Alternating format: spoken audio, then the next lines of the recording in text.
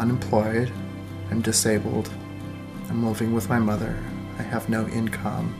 If it weren't for my mother right now, Sallie Mae would be calling me in a cardboard box on a street in San Francisco. And I still think if that were the case, Sallie Mae would still want their money. It's a bottomless hole. You could throw $100 bills down this bottomless hole for the rest of your life, and it'll never fill up. And it appears to be completely designed that way. No other generation has had to face $20,000 in student loan debt out of the gate. Graduate students facing $42,000 out of the gate. Corporate irresponsibility is far more to blame than personal irresponsibility on this issue. Per year, I borrow about $25,000. Well, I'm only a freshman, so I've only borrowed once, and I borrowed $10,000, which isn't that much for actually the school. A lot of people borrow between about $10,000 and $25,000. That's per year? Yeah, per year.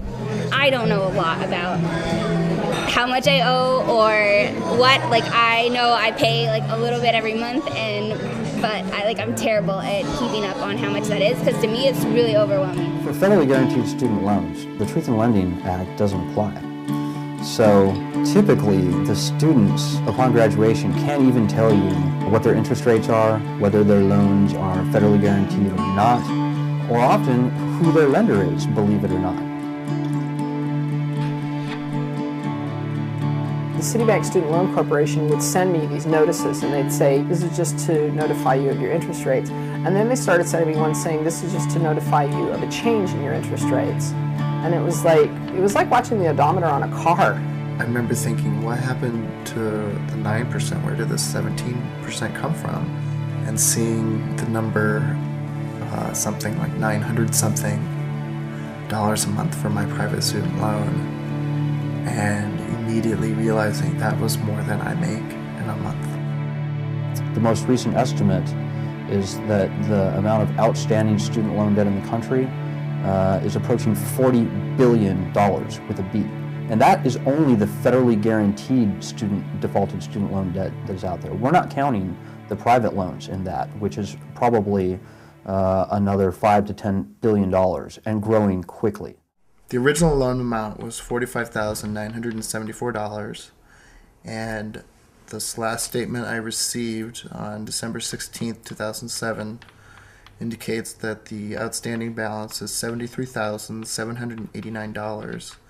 So it has accrued just shy of $30,000 in interest. If you look at it in the roundhouse figure and say, okay, it was $30,000 to go to UNR for 3 years, they now say that I owe about $90,000, so it's tripled. They can seize Social Security, they can seize tax refunds, they can garnish your wages. Like if I get hit crossing the street by a bus and I end up in a wheelchair, they can seize my disability.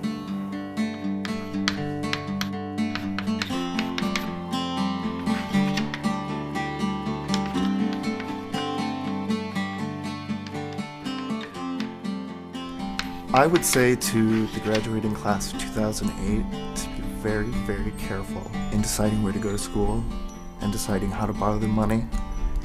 And I would encourage them to be very careful about how involved they get their parents, and to consider what would happen if their parents co-sign on these loans and they don't graduate, they don't finish their education, or they do finish their education and they default on their loans. We have to have doctors, we have to have lawyers, we have to have microbiologists, and we have to have newspaper reporters and public school teachers and professional photographers and all of that. And those are all jobs those are all careers that require a significant amount of education. We're just going to get stupider until there's a change. We're just going to get dumber.